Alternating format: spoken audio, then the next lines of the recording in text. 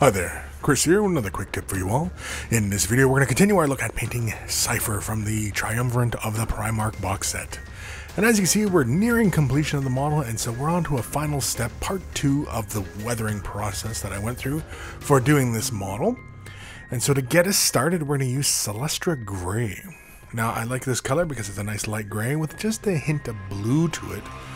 And so it works as a very good highlighting for armor, especially the way we've done Cypher's armor, along with the little blue, highlights and everything like that. But that's not really necessary, especially when doing this little step here. And basically all I'm doing is I'm putting a fine edge highlight on some of the armor plates, kind of roughing it up, and then creating like these long lines, basically like scratches and indentation and fracturing in the armor. Also, I'll add a couple little scratches in the armor itself, kind of odd angles. Like not everything is going to run, parallel or perpendicular to the model surface. Like little scratches and dents and things of that nature, are going to be quite random. And so the more random you are, the better.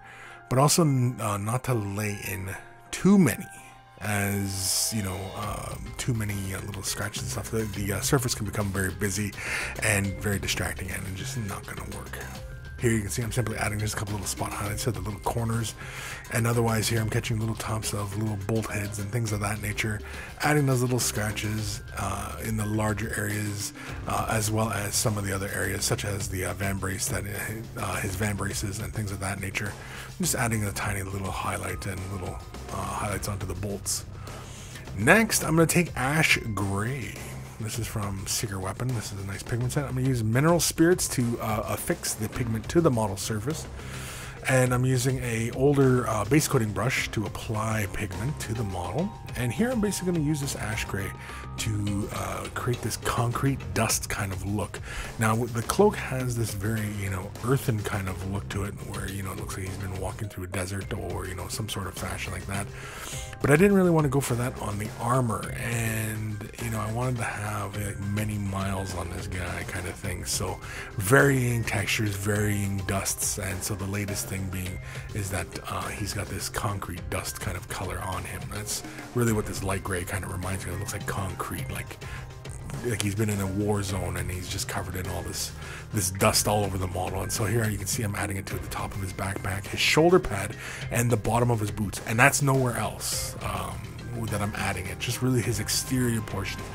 Because if he was just kind of walking around, he really wouldn't have that much dust, say, on the rest of his armor underneath his cloak. His cloak is protecting his armor from all that dust and everything, so we wouldn't really have all that kind of crazy weathering like that, except at the bottom of his feet. Next, I'm going to take a little bit more pigment, and I'm going to take some Mineral Spirit. I'm going to add just a dab it onto the model surface where I want the pigment to really kind of build up. And this is for really kind of going with like you can see how the Mineral Spirit just bleeds into all the other little areas.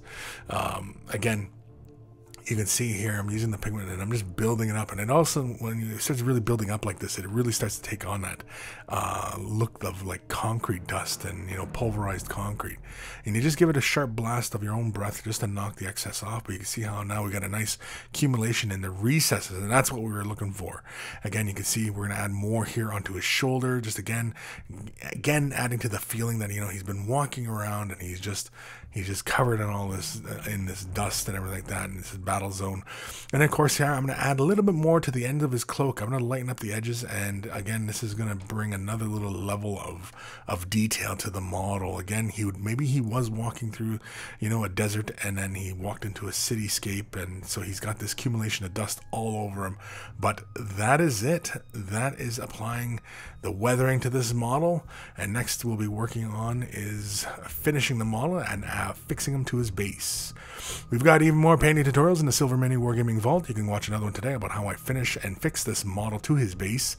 Just click on the link and sign up for a free 7-day trial. Make sure that you get the Silver membership so that you get access to all the painting tutorials, and you'll get instant access to over 1,000 painting tutorials already in the vault. And so thank you for watching, and happy wargaming.